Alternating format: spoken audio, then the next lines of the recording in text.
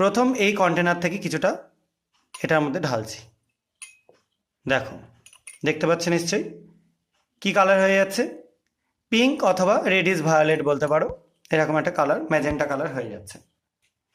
এবার এ পাশের যেটা রয়েছে সেটা দিয়ে এর মধ্যে ঢেলে দিচ্ছি। দেখো কি হয়ে যাচ্ছে, কালারটা আস্তে আস্তে একদম চলে যাচ্ছে, কালারটা পুরো গায়েব হয়ে গেল।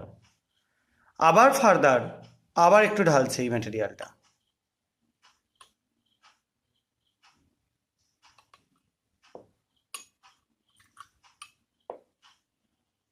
দেখো কালারটা কিছুক্ষণ থাকছে, আবার কেটে যাচ্ছে।